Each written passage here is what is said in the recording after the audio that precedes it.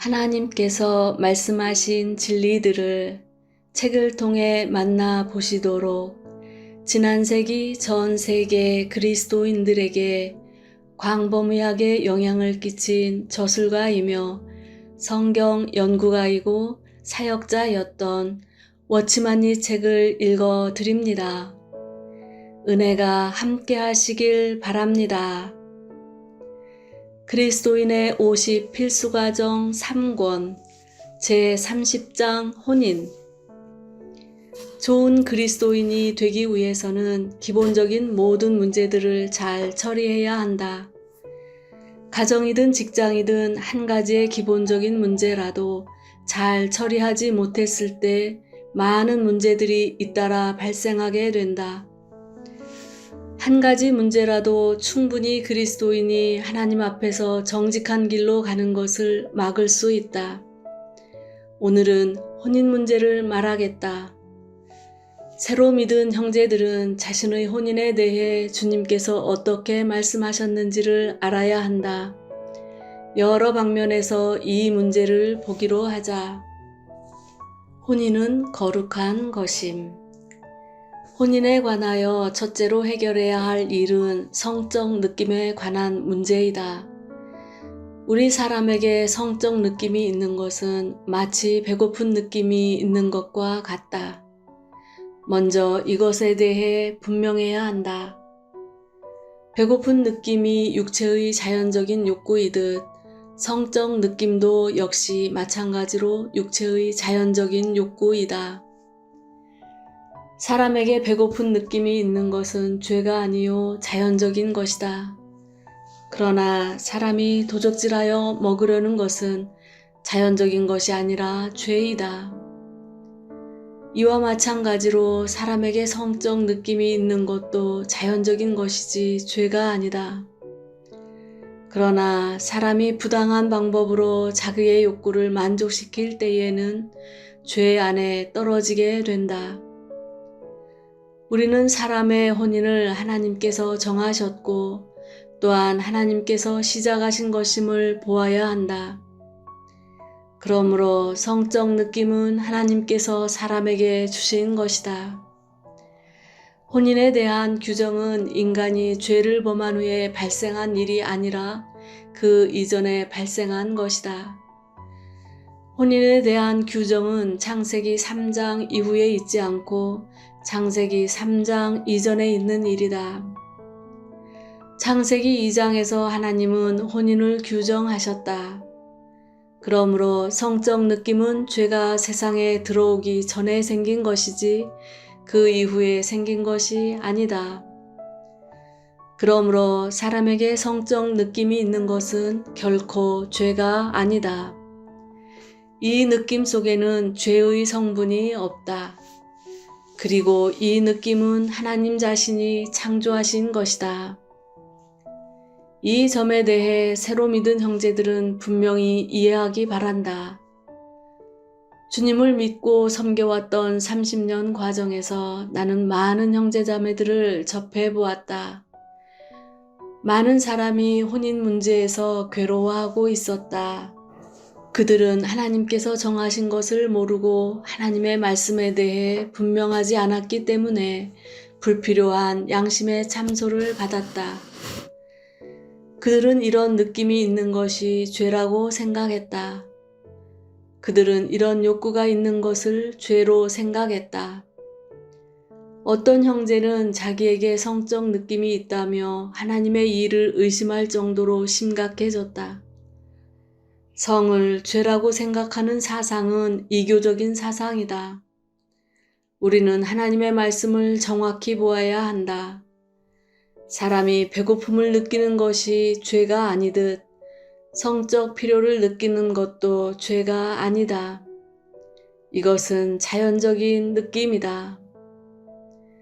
히브리서 13장 4절은 모든 사람은 혼인을 귀히 여기고 라고 우리에게 말한다. 혼인은 존중해야 할 뿐 아니라 또한 혼인은 거룩한 것이다.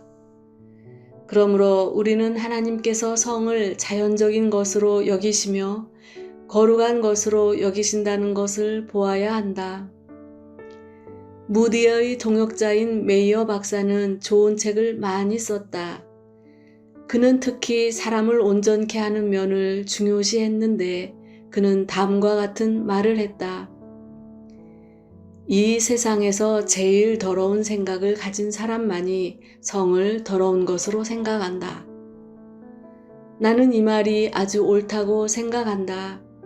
사람의 더러움 때문에 더러운 생각이 성에 들어왔다. 깨끗한 사람에게는 모든 것이 깨끗하다. 그러나 더러운 사람에게는 모든 것이 더럽다. 그의 생각이 더럽기 때문에 무엇이든지 그는 다 더러운 쪽으로 생각한다. 이제 우리는 혼인이 정결한 것임을 보았을 것이다. 하나님께서 정하신 성의 관계는 더러운 것이 아니라 거룩하며 정결한 것이다. 디모데전서 4장 1절부터 3절까지는 마지막 때에 귀신의 가르침이 나올 것이라고 말한다. 이 귀신의 가르침 중에 일부가 혼인을 금하는 것이다. 여기서 여러분은 귀신의 가르침도 거룩함을 추구한다는 것을 보아야 한다. 펜버는 그가 쓴 책에서 장래의 거룩함을 추구함으로 혼인을 금하고 혼인하지 않아야 거룩한 사람이 된다고 말하는 사람이 있을 것이라고 지적했다. 그러나 디모데 전서에서 바울은 혼인을 금하는 것은 귀신의 가르침이라고 말한다. 그러므로 여러분은 하나님께서 혼인을 금하시지 않았음을 알아야 한다. 사람은 이교적인 관점으로 인하여 양심에 불필요한 참소를 받을 필요가 없다. 성적 느낌은 자연적인 것이지 죄가 아니다. 이 느낌을 어떻게 처리하는가에 따라서 죄가 되는지에 문제가 발생한다. 여기에는 의식의 문제가 존재하지 않는다. 의식이 있는 것은 자연적인 것이지 죄가 아니다. 어떻게 이 의식을 처리하는가에 따라 죄인지 아닌지를 말할 수 있다. 이것은 철저히 해결되어야 한다. 그렇지 않으면 양심에 참소가 생겨 성장에 지장을 초래한다. 죄라고 느끼는 것은 사실상 죄가 아니라 이해 부족으로 인해 생긴 것이다. 혼인의 기본 본질, 서로 돕기 위하여. 혼인은 하나님께서 정하신 것이다. 창세기에서 여러분은 하나님께서 한 사람이 독처하는 것이 좋지 못하다고 말씀하신 것을 볼 수 있을 것이다. 하나님께서 창조하실 때에 그분은 지으신 모든 것에 대해 둘째 날을 제외하고는 그분께서 지으신 것이 다 좋다고 말씀하셨다. 공중은 사단이 있는 곳이기 때문에 하나님은 둘째 날에 좋다고 말씀하시지 않았으나 다른 날들에는 그분께서 지으신 모든 것이 다 좋다고 말씀하셨다. 그러나 여섯째 날에 하나님은 한 사람을 만드신 후에 좋다고 말씀하시지 않았을 뿐 아니라 오히려 좋지 않다고 말씀하셨다. 하나님은 사람이 독처하는 것이 좋지 못하니 라고 말씀하셨다. 이것은 사람이 잘못 만들어졌다는 것이 아니라 한 사람 또는 절반밖에 만들어지지 않았기 때문에 좋지 못하다는 것이다. 하나님께서 아담을 위하여 배필을 지으신 것도 역시 여섯째 날이었다. 하나님은 하와를 지으신 후에 아담 앞에 데려오셨다. 그러므로 하와의 산출은 혼인을 위한 것이었다. 배필이라는 단어는 도움을 주게 하려고 짝을 지어 주었다는 뜻이다. 이 단어의 히브리어는 짝을 지어주고 도움을 줄 수 있게 한다는 뜻이다. 성경을 읽는 많은 사람들은 이 말씀을 읽으면서 하나님께서 사람을 창조하실 때 남자를 창조하시고 추가하여 여자도 창조하셨다고 생각한다. 그러나 성경은 하나님께서 사람을 창조하셨다고 말한다. 그러므로 하나님께서 사람을 창조하실 때 남자와 여자를 창조해야만 완전한 한 사람을 이룰 수 있다. 이것은 처음에 하나님께서 절반의 사람만을 창조하신 후에 사람이 절반인 것을 보고는 또 다른 절반을 만드셨다고 말하는 것 같다. 두 개의 반쪽이 합해져야만 완전하다. 그렇기 때문에 하와가 만들어진 후에야 그분의 일이 좋다고 말씀하신 것이다. 이것은 혼인이 사람에게서 시작된 것이 아니라 하나님에게서 시작되었다는 것을 보여준다. 혼인의 기점은 인간이 죄를 범한 후가 아니라 죄를 범하기 훨씬 전이다. 창조된 첫날에 사람은 죄를 범한 것이 아니라 결혼했다. 하나님께서 하와를 만드신 후 그날 아담에게 인도하셨다. 이것은 죄를 범한 후에 발생한 일이 아니다. 혼인은 하나님께서 시도하신 것이다. 창세기 2장의 창조 안에 혼인이 있다. 요한복음 2장을 보면 주 예수님께서 사역을 시작하셨을 때 가나에서도 혼인이 있었는데 거기서 주 예수님은 물을 포도주로 바꾸셨다.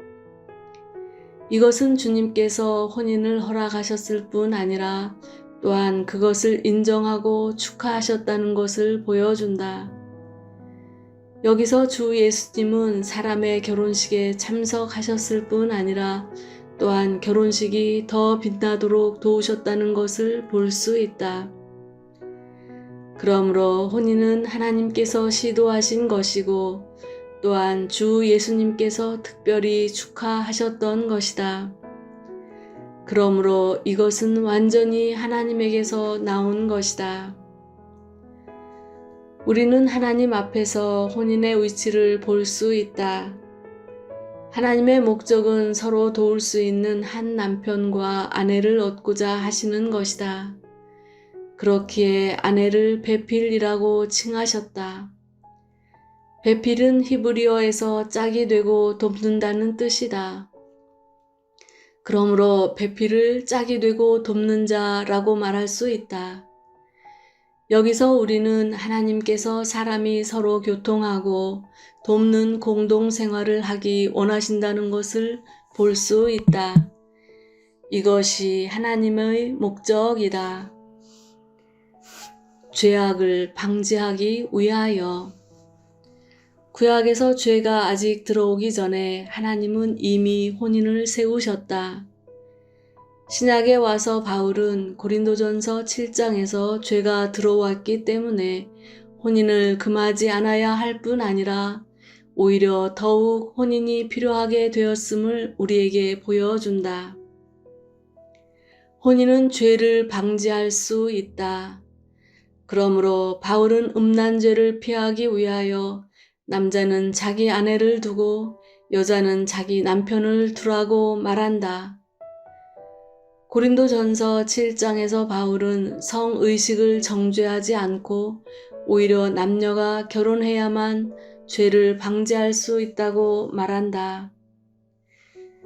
여러분은 바울이 말한 육체의 의를 도모하지 말라는 말씀을 기억할 것이다. 가령 교만의 죄를 범하는 어떤 사람이 있다 하자. 바울은 그런 사람에게 당신은 교만하여 자주 죄를 범한다. 당신이 곳곳에 가서 교만하지 못하도록 집에서만 교만하기를 허락하겠다. 교만을 나타낼 수 있는 장소가 있으면 교만하지 않게 되기 때문이다 라고 말하지 않았다. 이렇게 하는 것은 바로 육체의 일을 도모하는 것이다. 이것은 여러분이 교만하기 때문에 여러분이 교만하지 않도록 환경을 안배하는 것이다. 하나님은 결코 이렇게 하시지 않는다. 가령 어떤 사람이 도적질하기를 좋아한다고 하자 여러분은 그에게 당신이 도적질하기를 좋아하는 것은 안 좋다.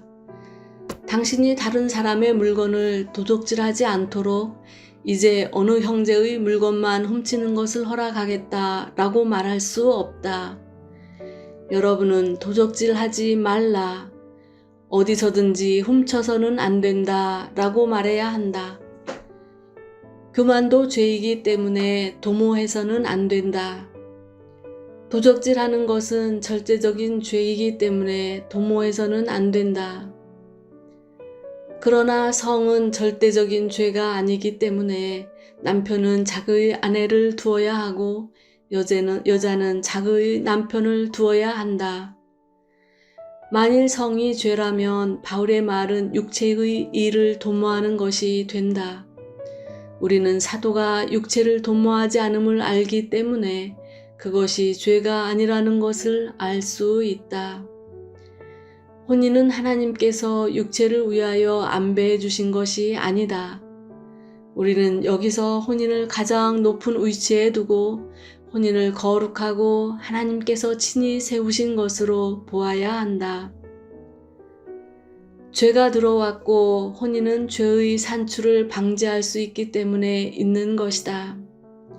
이것은 육체의 일을 도모하는 것이 아니다. 여기에는 상당히 분명한 차이가 있다. 고린도전서 7장에서 바울은 혼인 문제를 말하면서 먼저 남편은 자기 몸을 주장하지 못하고 아내도 자기 몸을 주장하지 못한다는 것을 말한다. 여기서 바울의 가르침은 주님을 섬기기 위한 것이다. 하나님은 음란을 방지하기 위하여 남자와 여자가 마땅히 결혼해야 할 것을 정하셨고 갈라져서는 안 된다고 말씀하셨다. 여기서 바울은 상당히 강한 용어를 사용하였다. 그는 어떤 사람이 성의식이 강렬하다는 것을 언급하였다. 성적 의식이 너무 강렬하여 불처럼 탄다면 혼인하는 것이 더욱 낫다고 바울은 말한다. 바울은 이런 사람을 책망하지 않았다. 바울은 강렬한 의식이 있는 것은 틀렸다. 강렬한 의식이 있는 것은 틀렸기 때문에 육체를 위하여 안배해야 한다라고 말하지 않았다. 바울은 오히려 여러분에게 강렬한 의식이 있기 때문에 혼인해야 합니다. 강렬한 의식이 있는 것보다 혼인하는 것이 더욱 낫습니다. 라고 말했다. 그러므로 이 일에 대하여 하나님의 말씀은 매우 분명하다. 성적 의식은 죄가 아니다. 성적 의식이 강렬한 것도 죄가 아니다. 그리고 성적 의식이 강렬한 사람에 관하여 하나님께서 정하신 것은 결혼하는 것이다. 혼인을 하지 않고서 죄 안에 떨어지지 말라. 이것은 주님께서 우리에게 보여주신 바이다. 구약과 신약은 혼인의 설립에 대한 두 방면을 보여준다. 구약은 우리를 돕는 배필의 면을 보여주고 신약은 죄를 방지할 수 있는 면을 우리에게 보여준다. 그러므로 오늘 그리스도인의 혼인은 한 면으로 서로에게 도움을 주기 위한 것이며 다른 한 면으로는 죄를 방지하기 위한 것이다. 함께 은혜를 받기 위하여. 베드로는 그의 첫 번째 서신 3장 7절에서 아내를 함께 은혜를 받을 그릇이라고 말했다. 바꾸어 말해서 하나님은 부부가 함께 그분을 섬기는 것을 좋아하신다는 것이다.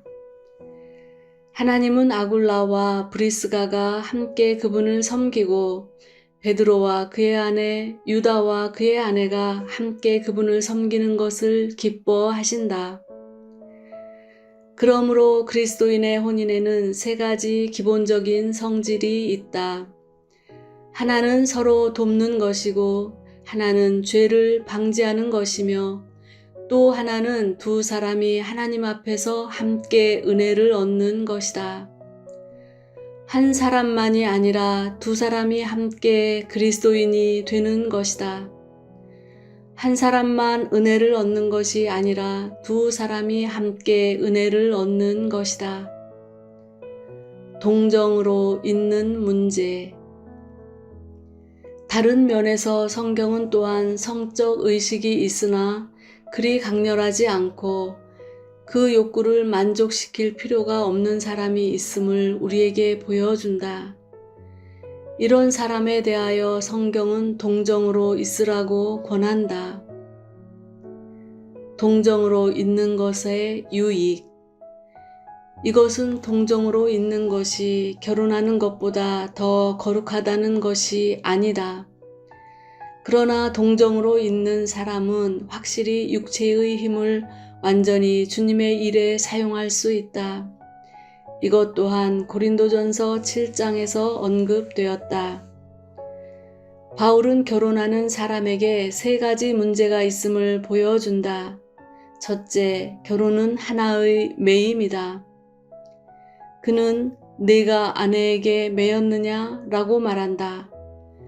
일단 사람이 결혼하면 많은 때 자유를 잃게 되고 또 많은 것을 하지 않으면 안 된다. 아내의 매임이 있기 때문에 어떤 일을 하지 않으면 안 된다. 둘째, 결혼한 사람에게는 고난이 있다. 그는 육신에 고난이 있으리니 라고 말한다. 일단 사람이 결혼하면 자연히 육체에 고난이 증가하여 전심으로 주를 섬기지 못하게 된다. 셋째, 결혼한 사람은 세상 일을 위하여 염려하게 된다. 세상 일을 위하여 염려하는 것에 관해 마태복음 13장에서 주 예수님은 이러한 염려가 씨가 자라는 것을 쉽게 막아버리는 가시덤불과 같다고 말씀하신다. 결혼에는 가정의 매임과 고난의 염려의 문제들이 있다. 이처럼 바울의 말은 동역자에게만 해당되는 것이 아니라 모든 동역 형제 자매에게 해당된다. 동정으로 있을 수 있는 사람은 많은 어려움을 면하게 된다. 바울은 우리에게 동정으로 있으라고 명하지는 않았지만 그의 말을 읽어본다면 그가 동정으로 있는 대로 기울어졌음을 볼 수 있다. 바울은 자기의 주장이 없고 사실만을 형제들에게 말했을 뿐이다. 바울은 우리가 결혼하면 죄의 위험을 면할 수 있기 때문에 좋지만 많은 매임과 고난이 있는 동시에 세상 염려도 많다고 말하는 듯하다. 동정으로 있을 수 있는 사람. 바울은 또한 어떤 사람이 동정으로 있을 수 있는지를 우리에게 보여준다. 그는 하나님의 은사가 있는 사람만이 동정으로 있을 수 있다고 말한다. 동정으로 있는 것은 일종의 하나님의 은사이다. 이 사람은 하나님의 은사를 받아서 이러하고 저 사람은 하나님의 은사를 받아서 저러하다. 만일 내가 결혼할 필요가 있다면 결혼하는 것도 하나님의 은사이다. 은사가 없다면 결혼하지 못하게 된다. 그러므로 바울은 각각 하나님께 받은 자기의 은사가 있으니 하나는 이러하고 하나는 저러하니라 라고 말한다. 동정으로 있는 것은 하나님의 은사요, 결혼하는 것도 하나님의 은사이다. 동정으로 있는 사람의 첫째 조건은 성적 의식만 있지 성적 충동이 없는 것이다. 여러분이 알듯이 어떤 사람에게는 성적 능력이 그를 충동하는 반면에 어떤 사람에게는 성적 의식만 있고 성적 충동이 없다. 성적 충동이 없는 사람은 동정으로 있을 수 있다. 둘째는 스스로 동정으로 머물 뜻을 갖고 굳은 마음을 가져야 한다는 것이다. 36절과 37절은 누가 자기의 처녀딸에 대한 일이 이치에 합당치 못한 줄로 생각할 때에 혼기도 지나고 그같이 할 필요가 있거든 마음대로 하라. 이것은 죄 짓는 것이 아니니 혼인하게 하라. 그러나 마음을 굳게 하고 또 부득이한 일도 없고 자기 뜻대로 할 권리가 있어서 그 처녀딸을 머물러 두기로 마음에 작정하여도 잘하는 것이니라 라고 말한다. 바울은 동정으로 머무는 것은 스스로 그러한 뜻이 있고 자신이 그것을 원해야 하는 것이라고 말했다. 즉, 여러분에게 성적 충동이 없고 스스로 동정으로 머물기를 원하는 뜻을 가지고 있어야 한다는 것이다. 만일 어떤 사람이 자기의 처녀딸에 대한 일이 이치에 합당하지 않다고 생각하면 딸을 결혼하게 할 수 있다. 그러나 만일 딸이 처녀로 머물 뜻이 있고 그렇게 할 경향이 있으며 마음을 굳게 먹었다면 처녀로 머물 수 있다. 그러므로 마음을 굳게 먹는 것이 필요하다. 셋째는 환경의 어려움이 없어야 한다는 것이다. 37절은 부득이한 일이 없고 라고 말한다. 어떤 사람은 환경에 어려움이 있어서 그렇게 안배되기가 쉽지 않다.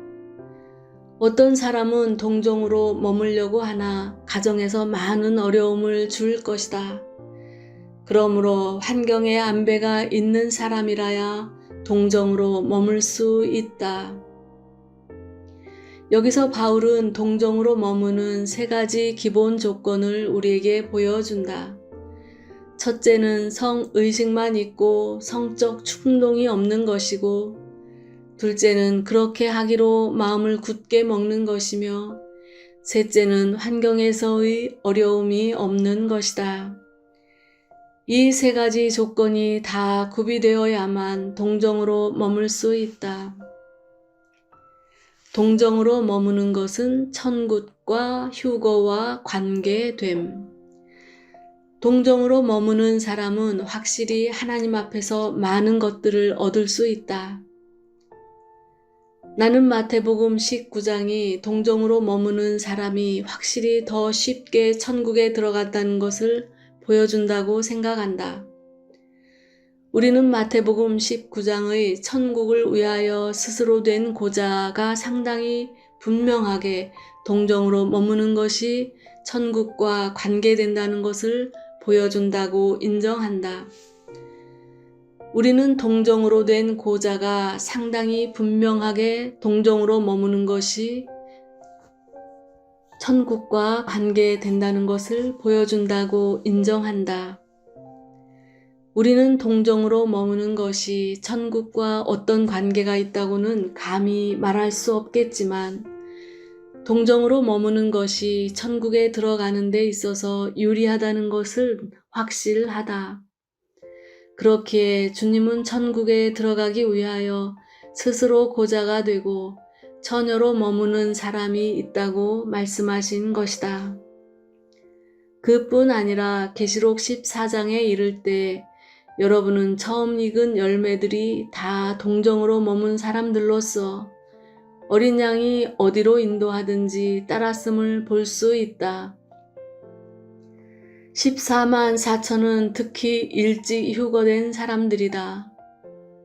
그러므로 우리는 동정으로 머무는 것이 확실히 휴거되는 것과 관계된다는 것을 볼 수 있다. 장래 우리는 동정으로 머무는 것이 천국에 들어가는 것과 휴거되는 데 있어서 확실히 남들보다 유리하다는 것을 알게 될 것이다. 오늘은 어떤가? 바울은 동정으로 머무는 사람이 확실히 고난을 덜 받고 열심히 하나님을 섬길 수 있다고 말한다. 우리는 이 일을 다만 형제자매들 앞에 내놓을 따름이다. 왜냐하면 사람에게 성적 충동이 없어야만 그렇게 할 수 있기 때문이다. 스스로 그렇게 하기로 작정해야만 동정으로 머물 수 있고 환경의 안배 또한 있으며 다른 특별한 욕구가 없어야만 그렇게 할 수 있다. 우리는 다만 성경의 가르침을 따라 아주 객관적으로 이것을 형제 자매들 앞에 두는 것이다. 각 사람은 하나님 앞에서 선택하기 바란다. 결혼 대상. 혼인에 있어서 하나님은 누구와는 결혼할 수 있으며 누구와는 결혼할 수 없다는 조건을 정하셨다. 성경은 하나님의 백성의 혼인이 오직 하나님의 백성 가운데서 이루어질 수 있음을 분명히 보여준다. 바꾸어 말해서 혼인은 하나님의 백성을 대상으로 삼되 하나님의 백성 외에 누구와도 결혼할 수 없다는 것이다.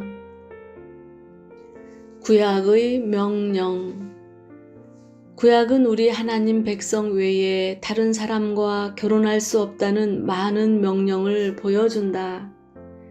신명기 7장 3절과 4절은 이스라엘 백성이 가나안 사람과 결혼할 수 없다는 것을 우리에게 보여준다.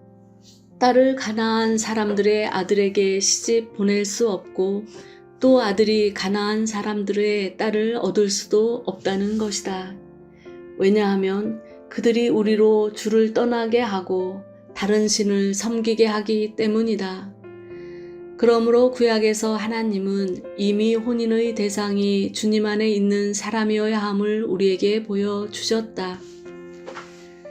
주님을 믿는 사람 밖에서는 아내를 찾을 수 없고 남편을 찾을 수도 없다.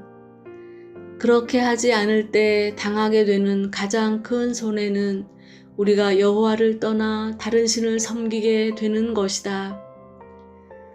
심지어 아내가 남편을 따라 우상을 숭배하고 남편이 아내를 따라 우상을 숭배하러 가는 것도 매우 쉬운 일이다. 일단 결혼을 해버리면 그들의 신을 숭배하러 가기란 매우 쉬운 일이다. 여호수아 23장 12절과 13절도 이스라엘 백성에게 그 지방 사람들과 결혼하지 말라고 경고한다. 그들은 여러분에게 올무와 몸의 가시가 될 것이다. 그들과 결혼할 때 여러분은 여러분의 아내가 가시요 여러분의 남편이 가시임을 보게 될 것이고 결국 여러분은 올무에 떨어지게 된다. 느헤미야 때 이스라엘이 포로가 된 땅에서 유다 땅으로 돌아온 후에 많은 사람들이 이방 여자를 아내로 삼았기에 결국 그들은 유다 방언을 할 수 없는 지경에 떨어지게 되었다. 그러므로 느헤미야 13장 23절부터 27절까지는 그들에게 이방 여자와 완전히 단절하고 그들과 왕래하지 말라고 말한다. 여기서 여러분은 이방 여자와 결혼할 때 여러분에게서 난 자녀들이 언젠가는 그들을 따라가게 되고 여러분과 함께 하나님을 섬길 수 없는 결과를 가져온다는 것을 보게 될 것이다. 만일 여러분이 이방인을 아내로 얻거나 이방인에게 시집갈 경우 여러분의 자녀들은 쉽게 그들을 따라가게 되고 세상에 빠지게 될 것이다. 이것은 상당히 심각한 문제이다. 말라기 2장 11절은 이스라엘 백성이 이방 여자를 아내로 삼았기에 괴사한 죄가 많고 하나님의 거룩함을 욕되게 했음을 우리에게 보여준다. 하나님의 시야로 볼 때 이방 여자를 얻는 것은 하나님의 거룩함을 욕되게 하는 것이다. 그러므로 그리스도인의 혼인의 대상은 오직 믿는 이들 가운데서만 찾아야 한다. 솔로몬의 일에서도 우리는 경계를 얻을 수 있다. 솔로몬은 가장 지혜 있는 왕이었으나 이방 여자를 얻음으로 우상을 숭배하게 되고 우상을 숭배하는 지경에 떨어지게 되었다.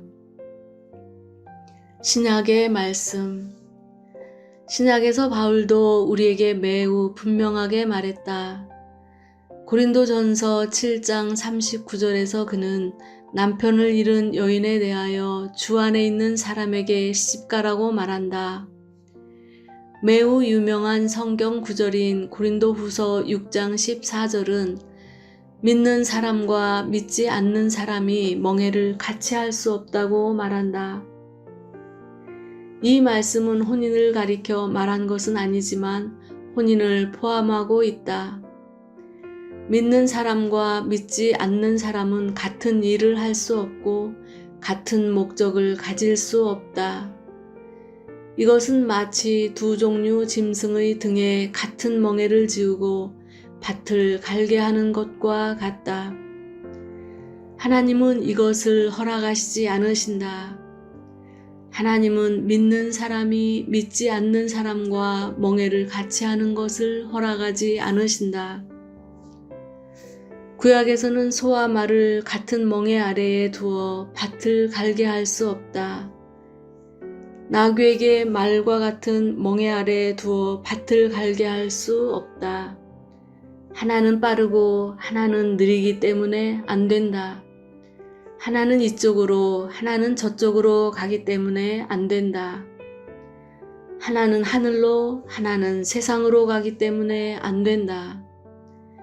하나는 영적 축복을 얻으려 하고 하나는 세상의 부요함을 얻으려 하기 때문에 안 된다. 하나는 이쪽으로 당기고 하나는 다른 쪽으로 당길 때에 이 멍에는 끊어지고 말 것이다. 믿는 사람과 믿지 않는 사람이 한 멍에를 같이 할 수 없는 일에서 혼인보다 더 심각한 것은 없다. 동업하거나 어떤 일에 가담하는 데서 시작하여 혼인에 이르기까지 가장 어려운 멍에는 바로 혼인이다. 믿는 사람과 믿지 않는 사람이 함께 가정의 일을 책임질 때 결과는 상당히 어렵다. 그러므로 가장 이상적인 결혼 대상은 바로 형제, 자매이다. 결코 함부로 믿지 않는 사람을 찾지 말라. 만일 함부로 밖에서 믿지 않는 사람을 찾는다면 반드시 장래에 상당히 어려움을 당할 것이다. 한 사람은 이쪽으로 또 한 사람은 저쪽으로 당기게 된다. 하나는 하늘로 향하고 하나는 세상을 향해 간다. 하나는 하늘의 은사를 구하고 하나는 세상의 부요함을 구한다. 이 둘 사이에는 얼마나 큰 차이가 있는지 모른다. 그러므로 성경의 명령은 주님 안에 있는 사람과 결혼하라는 것이다. 이미 결혼했는데 한쪽이 믿지 않는 경우. 한 가지 문제가 있다. 이미 결혼한 한 형제의 아내가 믿지 않거나 이미 결혼한 자매의 남편이 믿지 않을 경우에 어떻게 해야 하는가?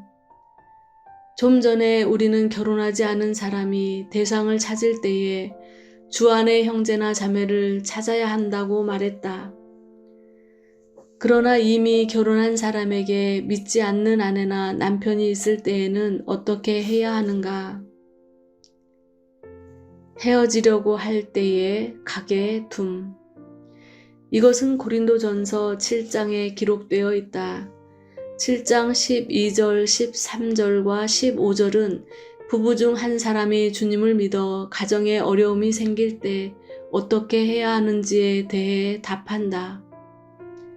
오늘날 많은 사람들이 주님을 철저히 믿지 않기 때문에 가정의 어려움이 적다는 것을 기억하라.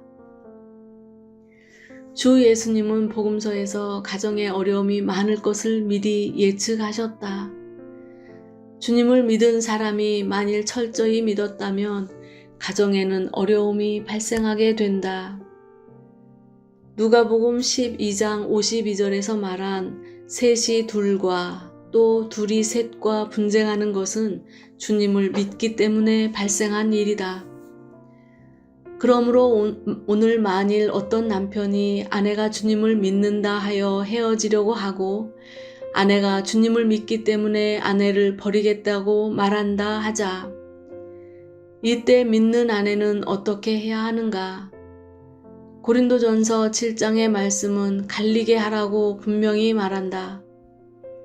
그러므로 만일 아내가 주님을 믿는다는 이유로 남편이 헤어지려고 하거나 남편이 주님을 믿는다는 이유로 아내가 헤어지려고 하거든 갈리게 하라는 것이다. 그러나 이 일에 분명히 해두어야 할 것은 우리가 능동적이어야 할 것이 아니라 상대방이 능동적이어야 한다는 것이다. 내가 갈리자고 하는 것이 아니라 상대방이 갈리자고 말해야 한다. 상대방이 여러분이 주님을 믿기 때문에 앞길이 막힌다고 생각하여 헤어지자고 하는 것이어야 한다. 만일 그가 가려고 한다면 그를 가게 하라. 함께 살기를 원한다면 주님께서 그를 구원하실 것임. 만일 그가 주님을 믿는 아내와 함께 살기를 원한다면 바울은 갈릴 필요가 없다고 말한다. 왜냐하면 주님께서 그를 구원하실지도 모르기 때문이다. 바울은 믿지 않는 사람이 믿는 사람으로 인하여 거룩하게 될 수 있다고 말한다. 동시에 바울은 아내가 남편을 구원하게 될지 어떻게 알 수 있냐고 말한다. 만일 그가 갈리려고 한다면 그것은 그의 사정이지 아내의 사정이 아니다. 만일 그가 갈리기를 원하지 않는다면 우리는 주님께서 그를 구원하실 것을 믿어야 한다. 또한 바울은 그를 구원하기가 매우 쉽다고 말한다. 주님께서 다른 사람을 구원하시기란 어렵겠지만 그가 믿는 이의 사람이기 때문에 주님은 훨씬 더 쉽게 구원하실 수 있다. 우리는 이 위치에 서서 이 문제를 처리해야 한다. 믿지 않는 사람과 이미 약혼한 경우. 어떤 형제 자매에게는 다른 어려움이 있다. 곧 믿지 않는 사람과 이미 약혼했을 경우에는 어떻게 해야 하는지에 관한 것이다. 믿지 않는 쪽에서 능동적으로 파혼하게 하는 것이 가장 좋음. 주님께서 우리가 믿지 않는 사람과 결혼하기를 원하시지 않는다는 것은 매우 분명한 사실이다. 그러므로 누가 이미 믿지 않는 사람과 약혼을 했을 경우 가장 좋은 것은 믿지 않는 약혼자가 능동적으로 파혼하는 것이다. 왜냐하면 아직 결혼하지 않고 다만 약혼한 것이기 때문이다. 만일 주님께서 길을 열어주사 믿지 않는 쪽에서 여러분이 주님을 믿기 때문에 기꺼이 파혼한다면 이것은 상당히 좋은 일이다. 함부로 파혼할 수 없음. 그러나 많은 때 이것은 불가능하다.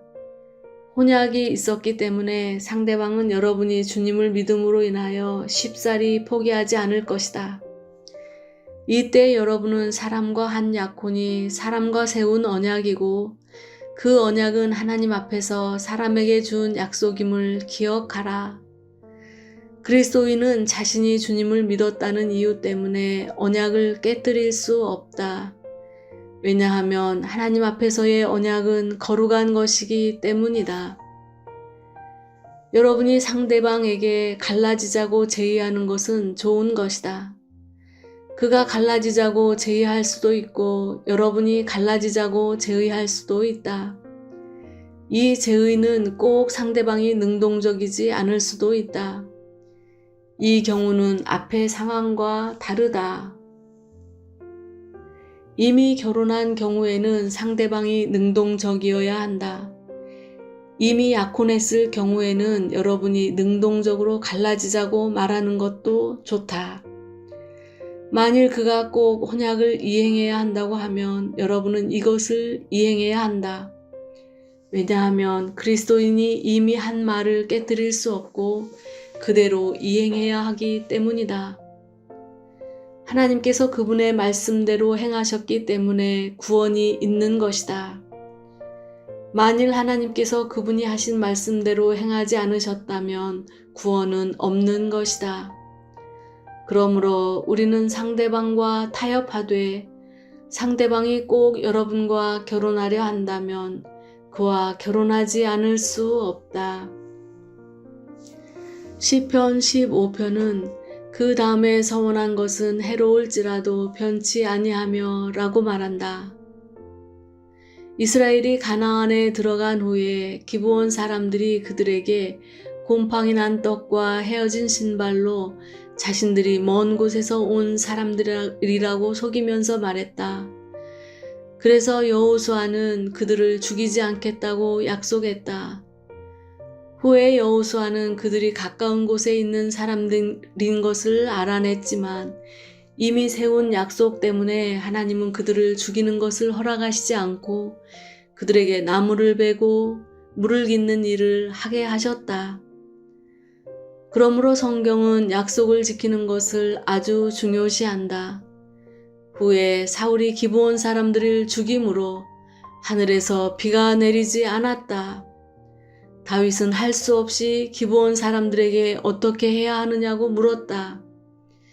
기브온 사람들은 사울의 자손 중 7을 나무에 다르라고 하여 다윗은 할 수 없이 그렇게 했다. 그러므로 하나님은 우리가 제멋대로 약속을 파하는 것을 허락하시지 않는다. 우리는 우리가 세운 약속을 약속대로 이행하기를 배워야 한다.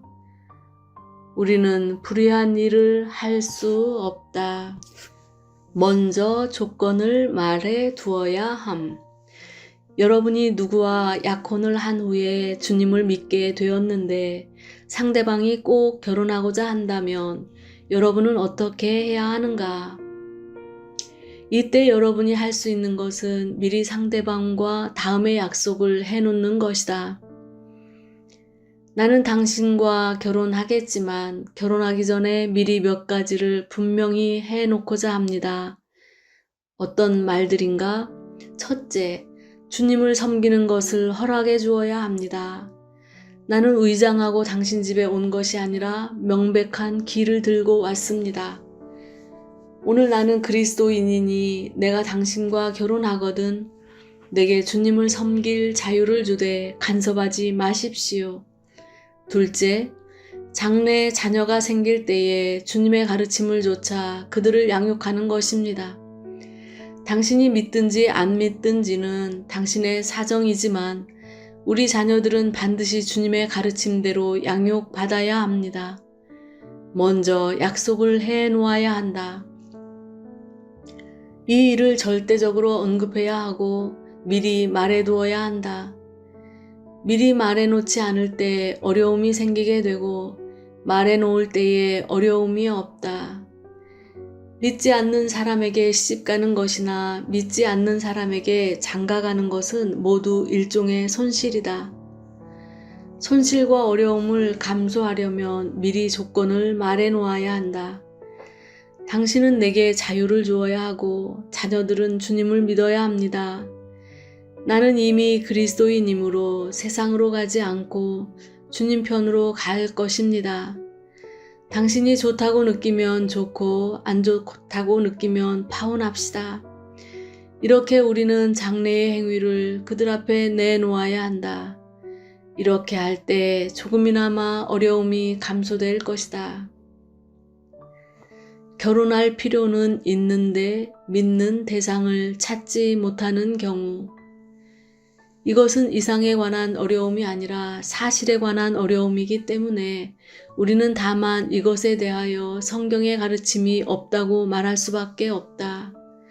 그러나 우리는 바울의 느낌을 만져야 한다. 고린도전서 7장에서 바울은 가능하면 남편을 잃은 여인이 시집가지 않는 것이 좋다고 말했지만 또한 그는 남편을 잃은 여인이 주님 안에 있는 사람에게 시집가는 것이 좋다고 말했다. 그러므로 필요가 있을 때에 남편을 잃은 여인은 시집갈 수 있다. 이 원칙에 근거하여 형제는 주님 안에 자매와 결혼하는 것이 가장 좋다. 그러나 만일 이것이 불가능하다면 결혼하지 않는 것이 가장 좋다. 그러나 결혼해야 한다면 결혼하라. 믿지 않는 사람일지라도 우리는 그가 결혼하기를 원한다. 우리가 이것을 언급하는 것은 세상 사람들이 말하는 것처럼 두 가지 악 중에 가벼운 것을 선택하라는 것이 아니다. 우리의 뜻은 하나님의 행정적인 죄를 범할지언정 도덕적인 죄는 범하지 말라는 것이다. 만일 내가 결혼하지 않고 죄를 범한다면 이 죄는 도덕적인 죄이다. 만일 내가 믿지 않는 여자를 얻는다면 이것은 하나님의 행정적인 죄를 범하는 것이다. 죄는 두 종류, 곧 도덕적인 죄와 하나님의 행정적인 죄가 있다. 도덕적인 죄가 행정적인 죄보다 무겁다는 것을 기억하라. 우리는 하나님의 행정적인 죄를 범할지언정 도덕적인 죄는 범하지 말아야 한다.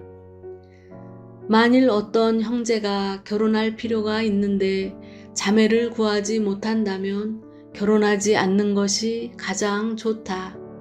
그러나 만일 그가 결혼하지 않으면 안 되고 또 믿지 않는 사람이라도 얻겠다면 이것을 허락해야 한다. 만일 여러분이 믿지 않는 사람과 결혼했다면 여러분은 눈을 뜨고 어려움이 클 것임을 미리 보아야 한다. 주님을 믿는 사람이 믿지 않는 사람과 결혼할 때 어려움이 특별히 크다는 것을 기억하라. 이것은 믿지 않는 부부가 후에 한쪽이 믿게 되면서 당하는 어려움보다 훨씬 더 크다. 후에 주님을 믿은 남편이나 아내는 가정에서 어려움을 당하겠지만 많은 때 주님은 그 어려움을 통과하게 하신다. 주님을 믿고서도 믿지 않는 사람과 결혼한 사람은 많은 경우에 확실히 많은 어려움을 당하게 된다. 우리는 이런 사람에게 그가 눈을 떠 앞에 어려움이 있다는 것을 보도록 알려주어야 한다. 또한 믿지 않는 사람과 결혼하는 사람에게 상대편에게 끌려가지 않도록 방비하라고 알려주어야 한다. 믿지 않는 아내와 결혼한 사람은 조심하지 않을 때 아주 쉽게 아내에게 끌려간다. 이미 결혼한 사람이나 약혼한 사람도 물론 이 점을 특별히 조심해야 한다. 바꾸어 말해서 아내에게 사로잡혀가지 않도록 특별히 보호와 지킴과 기도가 필요하다는 것이다. 만일 여러분이 부득이 믿지 않는 사람과 결혼해야 한다면 반드시 미리 조건을 분명히 해 놓아야 한다. 여러분은 믿지 않는 사람에게 나는 이미 주님을 믿었으며 당신에게 믿으라고 강요하지는 않겠지만 내 신앙을 간섭하지 말고 완전한 자유를 주어야 한다고 말하라. 또한 자녀 문제에 있어서도 반드시 언급해 놓아야 한다. 자녀의 신앙에 관하여 당신은 내가 그들로 주님을 믿게 하도록 자유를 주어야 합니다. 나는 내 자녀들이 우상을 숭배하거나 세상 사람을 본받는 것을 원하지 않고 그들이 다 주님을 믿기를 원합니다. 여러분이 이런 말을 분명히 해놓을 때 아마 이 문제는 거의 해결될 것이다. 비교적 연로한 형제 자매들에게 몇 마디 하고 싶다. 새로 믿은 형제 자매들이 이런 문제를 당할 때 여러분은 문을 너무 크게 열어놓아 그들이 함부로 믿지 않는 사람과 결혼하지 않도록 조심해야 한다. 또 한 면으로는 문을 너무 꽉 닫아 그들이 행정적인 죄가 아닌 도덕적인 죄를 범하지 않도록 조심해야 한다. 그들이 하나님의 행정과 부딪혀서 하나님의 손에 떨어질지언정 그들에게 도덕적인 죄를 범하게 하지 말라. 이 점에 있어서 내게 의견이 있다. 각 지방에 젊은 형제자매들이 적지 않다.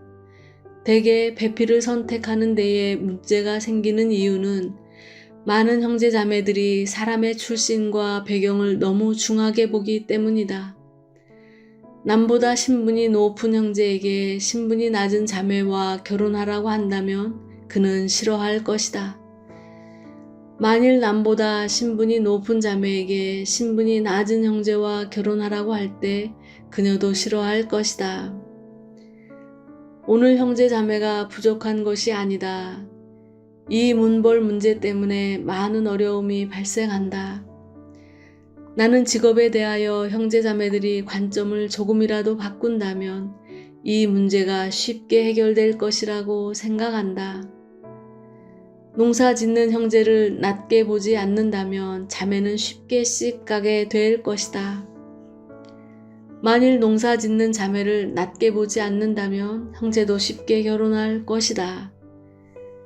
오늘 우리는 하나님께서 높다고 여기시는 직업을 낮게 보고 사람들이 숭상하는 직업을 높은 것으로 여기고 있기 때문에 이 문제를 해결하기가 쉽지 않다. 오늘 우리 가운데 자매가 부족하지 않고 형제도 부족하지 않지만 문벌에 따라 맞는 짝을 찾기란 쉽지 않다.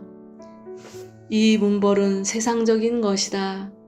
그러므로 직업에 대한 관점이 완전히 바뀌어야만 이 문제가 해결될 수 있다.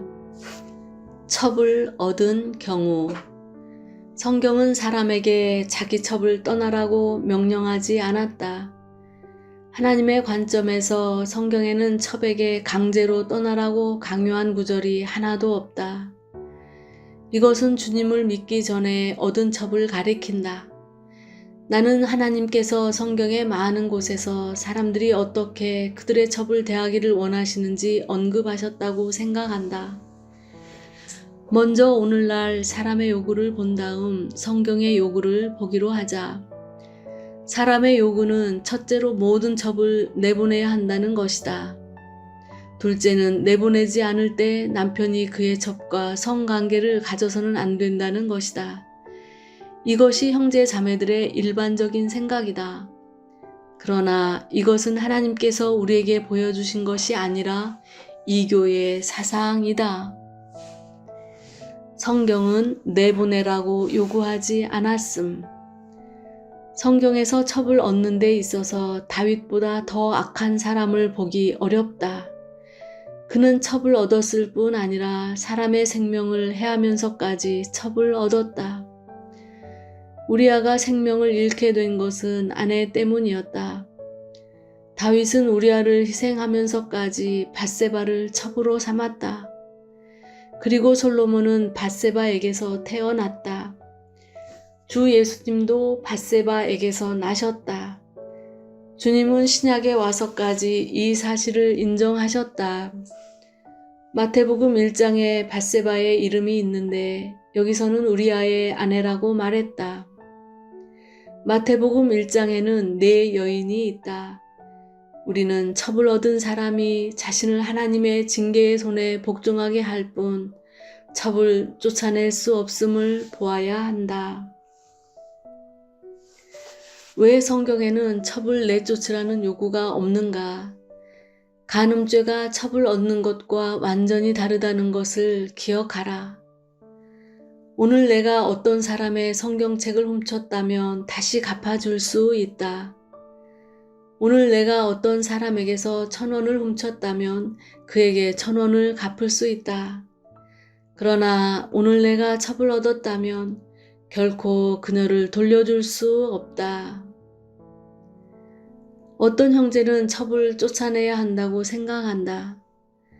그러나 그는 남자의 입장에서 이 일을 본 것이다. 남자는 하나님 앞에서 첩을 얻는 것이 간음임을 알아야 한다. 그러나 첩이 남자에게 시집갈 때 그녀는 두 남편에게 시집간 것이 아니다. 남자는 두 여자를 얻었지만 그녀는 두 남편에게 시집가지 않았다. 그러므로 여러분은 주님께서 첩을 내쫓으라고 말하지 않았음을 보아야 한다.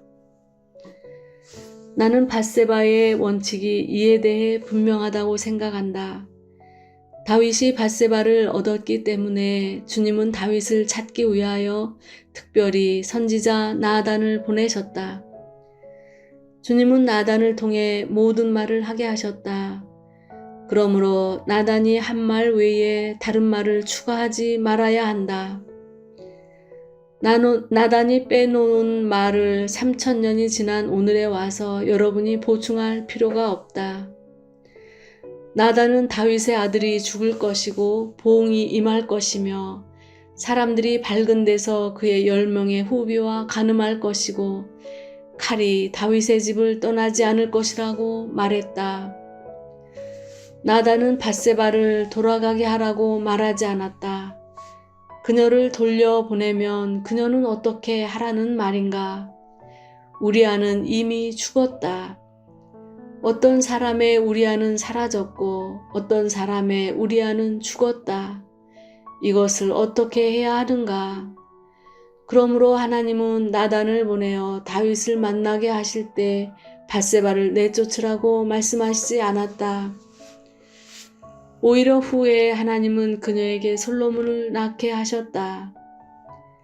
하나님은 다윗의 아내 중 어느 누구에게 솔로몬을 낳게 하시지 않고 다윗의 첩 밧세바에게 낳게 하셨다.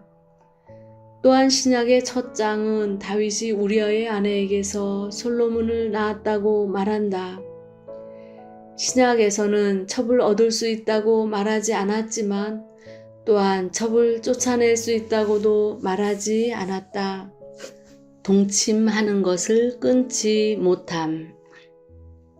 출애굽기 21장 7절부터 11절은 한 주인이 여종을 자기 아들에게 주기로 하였으면 그를 딸같이 대접해야 할 것이라고 규정하였다. 만일 장래에 이 아들이 장가갈지라도 이 여종은 첩이 된다. 여기서 그녀의 의복과 음식과 동침하는 것을 끊지 못한다는 것에 대해 하나님은 분명히 규정하셨다. 여종에게 이 세 가지를 시행하지 않을 때 그녀는 다시 노예가 되지 않고 나갈 수 있다. 그러므로 첩과 동침할 수 없다고 생각하는 사람은 근본적으로 하나님의 율법을 지키지 않는 것이다. 나는 여러분이 이것을 분명히 알기를 바란다. 장로가 될 수 없음.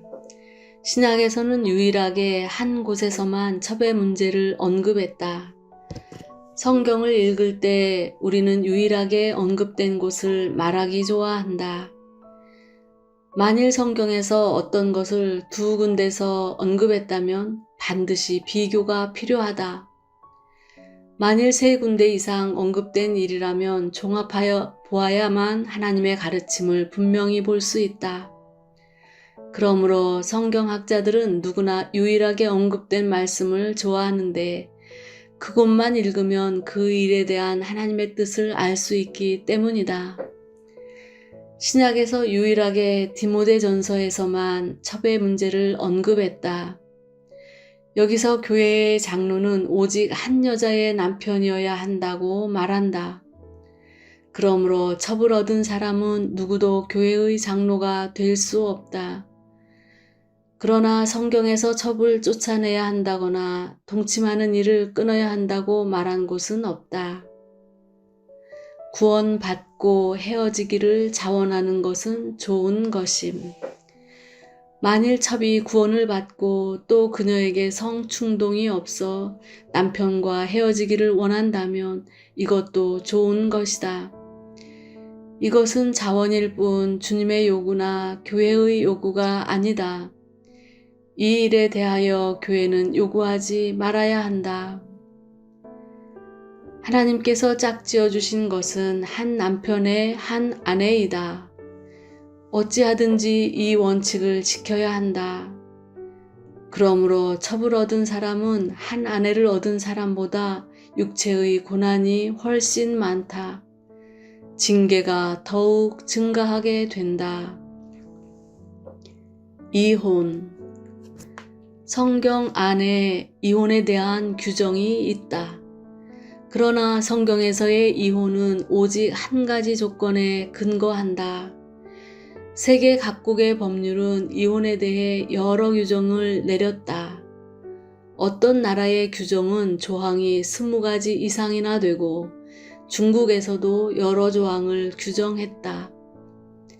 부부간의 한쪽이 정신 이상이거나 함께 사는 것을 동의하지 않는 등등의 이유로 이혼할 수 있다. 그러나 성경에서는 이혼할 수 있는 조건이 유일한데 그것은 바로 간음이다. 사람이 정신 이상이 되었든지 수년 동안 실종되었든지 간에 이것들은 다 조건이 될 수 없다. 다른 사람과 성관계를 갖는 것이 유일한 조건이다. 마태복음 19장과 누가복음 16장에서도 주 예수님은 사람이 간음을 범하면 이혼할 수 있다고 분명히 말씀하신다. 하나님께서 짝지어 주신 것을 사람이 나눌 수 없음. 아마 여러분은 왜 간음을 범하면 이혼할 수 있느냐고 물을 것이다. 왜냐하면 하나님께서 짝지어 주신 것을 사람이 나눌 수 없기 때문이다. 바꾸어 말해서 하나님께서 보실 때 부부는 하나이고 어떤 이혼이든지 다 이 하나를 파괴하기 때문이다. 간음을 범한다는 것은 무엇인가? 곧 하나를 파괴하는 것이다. 여러분이 여러분의 남편이나 아내 외에 다른 사람과 성관계를 가졌다면 여러분은 간음을 범한 것이고 하나를 파괴한 것이다. 그러므로 사람이 실종된 지 몇 년이 되었든지 정신 이상이든지 정신 학대이든지 혹은 다른 이유에서든지 남편이나 아내가 이혼하여 다른 사람과 결혼한다면 이것은 하나를 파괴하는 것이요 간음을 범한 것이다. 하나를 잃었기 때문에 이혼할 수 있음. 왜 간음을 범하면 이혼할 수 있는가? 왜냐하면 하나를 파괴했기 때문이다. 본래 남편과 아내는 하나였지만 남편이 일단 간음을 범하면 아내는 자유로워진다. 본래 하나이기 때문에 남편과 아내는 그 하나를 지켜야 한다. 그러나 이제 남편이 그 하나를 깨뜨렸기 때문에 아내는 자유하게 되었다. 그러므로 간음을 범하는 것이 이혼의 유일한 조건이다. 남편이 간음을 범해서 아내가 이혼하는 것은 타당하다.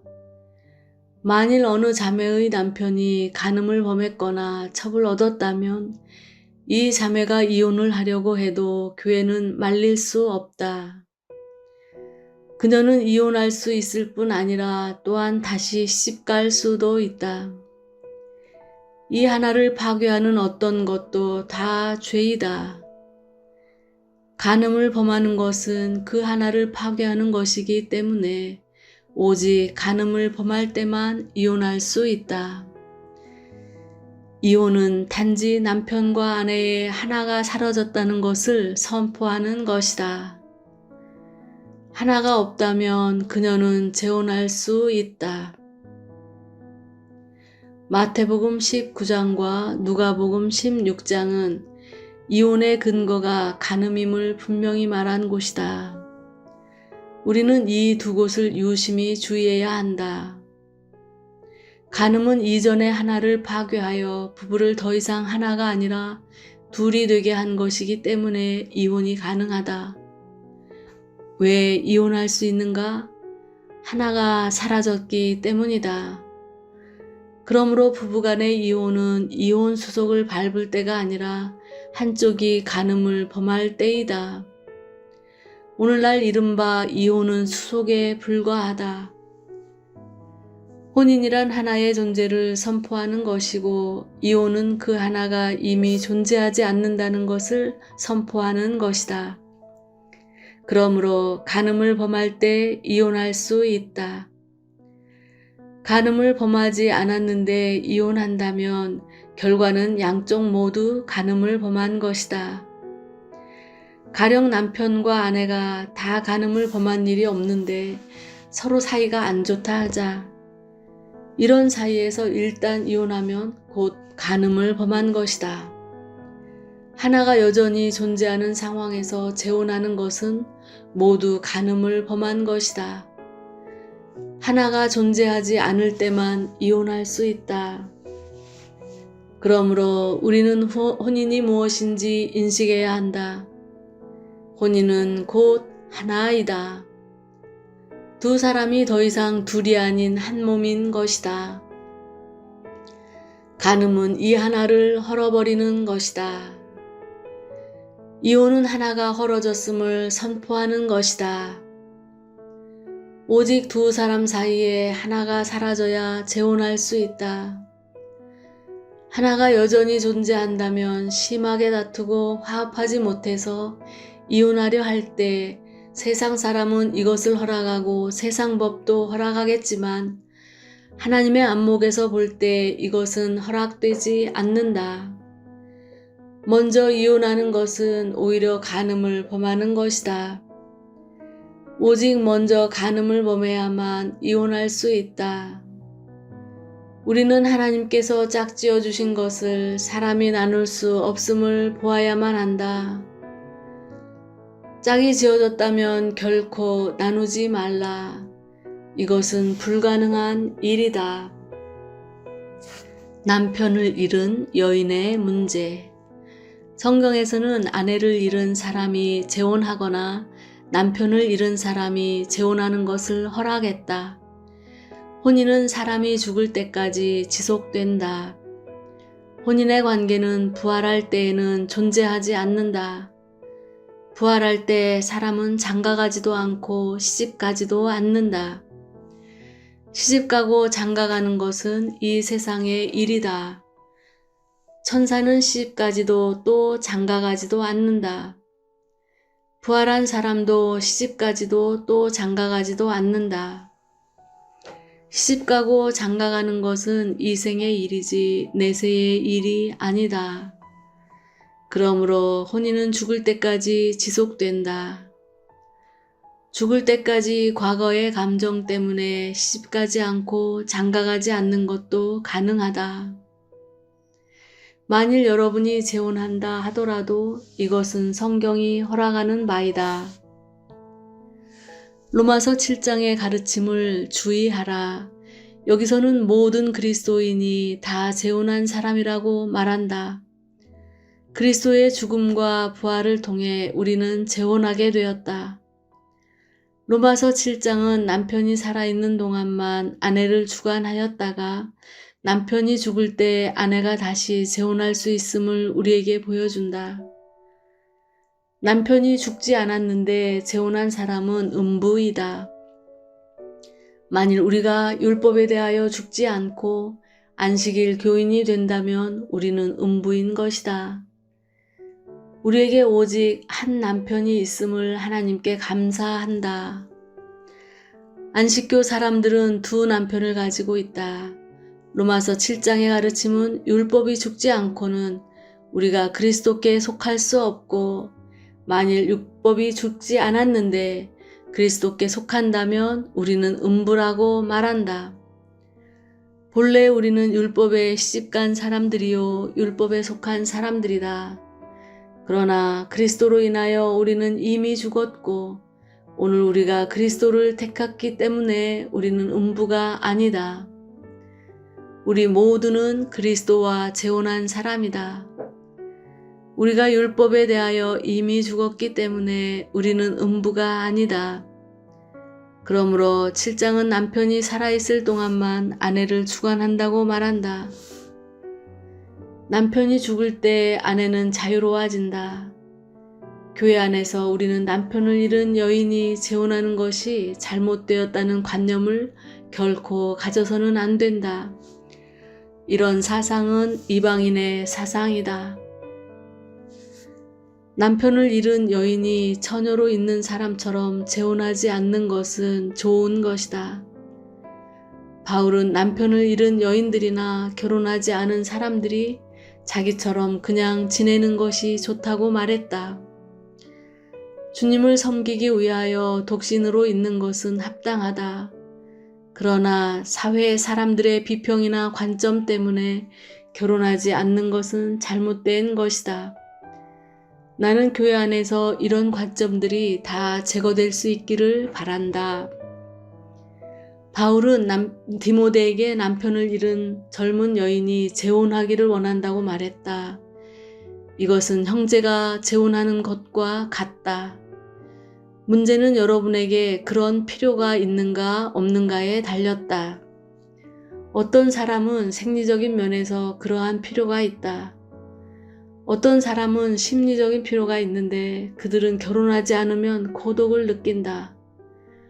어떤 사람은 가정의 필요 때문에 결혼이 필요하다. 어느 형제가 자기 아내가 죽었기 때문에 재혼하는 것은 옳은 것이다. 어느 자매가 자기 남편이 죽었기 때문에 재혼하는 것은 옳은 것이다. 그리스도인은 이 일에 있어서 비평하지 말아야 한다. 우리는 이교적인 사상을 제해버려야 한다. 죄의 문제. 성경에서 하나님은 성과 성의식이 옳은 것이고 성행위조차도 옳은 것임을 인정하신다. 성의식은 죄가 아닐 뿐더러 또한 거룩한 것이다. 그러나 이것은 혼인에 국한된다.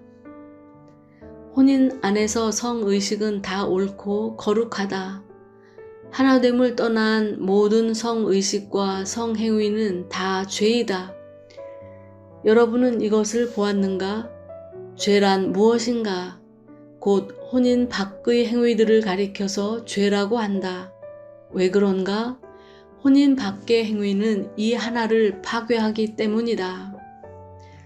그러므로 죄가 존재하는 것은 하나를 파괴했기 때문이지 성 자체로 인한 것이 아니다.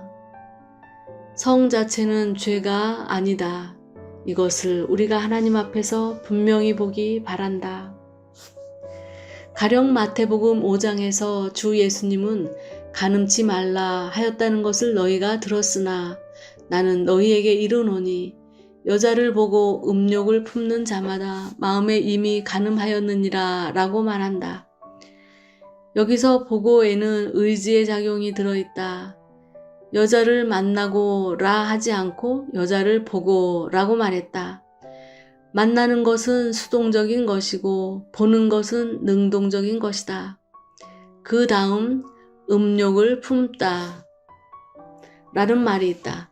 이것은 여자를 보고 음욕을 품는다는 말이 아니라 음욕을 품고 본다는 것이다. 음욕을 품는 것이 먼저이지 보는 것이 먼저가 아니다. 한국어 성경은 여자를 보고 음욕을 품는 자마다 라고 말했지만 주님은 이렇게 말씀하시지 않았다. 주님은 음욕을 품고서 여자를 보는 자마다 라고 말씀하셨다. 이 봄은 두 번째의 봄이지 첫 번째의 봄이 아니다. 처음에 어떤 남자가 길가에서 여자를 만났을 것이고 그 다음 여자를 보았을 것이다. 첫 번째 본 것과 두 번째 본 것 사이에서 그는 이미 음욕을 품었다. 두 번째로 그가 여자를 본 것은 음욕을 품고서 본 것이기 때문에 두 번째의 봄의 다음 단계는 행동이다. 주 예수님께서 말씀하신 것은 첫 번째의 봄이 아니라 두 번째의 단계의 봄을 가리킨다. 길가에 있는 여자는 모든 사람이 다 보게 된다. 그러나 어떤 사람은 제재를 받지 않고 음욕을 품으며 사단이 그에게 음욕을 주입했기 때문에 그가 두 번째로 돌아서서 다시 보게 되는데 이것이 바로 죄이다. 음욕을 품고 두 번째로 다시 보는 것이 바로 죄이다. 마태복음 5장은 음욕을 품고 여자를 보는 사람은 마음에 이미 간음하였다고 말한다. 주 예수님께서 말씀하신 것은 첫 번째의 봄이 아니다. 우리가 첫 번째의 봄을 여기에 추가하는 것은 잘못하는 것이다. 내가 길을 가다가 우연히 한 여자를 보았는데 사단이 음욕을 내 속에 주입할 때 내가 이것을 거절해버리면 끝난 일이 된다.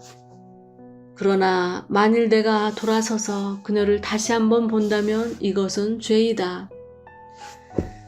성의식은 죄가 아니요 의지의 찬성만이 죄임을 기억하라. 왜냐하면 이 의지의 찬성은 혼인 밖에 있는 것이기 때문이다. 의지 속에서 사람은 이미 부부의 하나를 파괴한 것이다. 행위에서 이 하나를 파괴하는 것이 죄이지만 의지에서 그 하나를 파괴하는 것도 하나님 앞에서 죄이다. 구약에서는 다만 간음을 언급했을 뿐 음란에 죄가 없다. 구약에서는 사람들이 자신에 대해 충분히 알지 못했기 때문에 간음하는 것만 허락하지 않았다. 간음이란 무엇인가? 배필이 있는 사람이 죄를 범한 경우를 간음이라고 한다. 음란이란 무엇인가? 배필이 없는 사람이 죄를 범한 경우를 말한다. 행위는 같을지라도 죄는 다르다. 창기는 배필이 없기 때문에 음란을 범할 뿐 간음을 범하지 않는다. 하나님은 사람이 음란을 범하는 것을 원하지 않으신다는 것을 하나님 앞에서 주의하라. 구약에서는 단지 배필이 있는 사람이 죄를 범한 것을 언급했을 뿐 배필이 없는 사람이 죄를 범한 것을 언급하지 않았다. 이것은 구약에서 이런 행위가 없었다는 것이 아니라 다만 이런 명사가 없었다는 것이다. 하나를 파괴하는 간음이 죄일 뿐 아니라 하나를 파괴하지 않은 음란도 죄이다. 우리는 간음이 죄요, 음란도 죄임을 알아야 한다. 배필이 있는 사람이 하나를 파괴하는 것이 죄일 뿐 아니라 배필과 하나됨 없이 범한 음란도 죄이다. 그리스도인은 간음하지도 말고 음란하지도 말아야 한다. 우리는 성이 거룩한 것이고 성의식에는 죄가 없음을 보아야 한다. 성행위는 거룩한 것이고 혼인 안에서는 죄가 없다. 만일 여러분이 혼인을 했는데 혼인 밖에서 성행위를 가졌다면 이것은 간음이다. 만일 여러분이 아직 혼인을 하지 않은 상황에서 성행위를 가졌다면 이것은 음란이다. 믿는 우리들은 하나님 앞에서 간음하지도 말고 음란하지도 말아야 한다.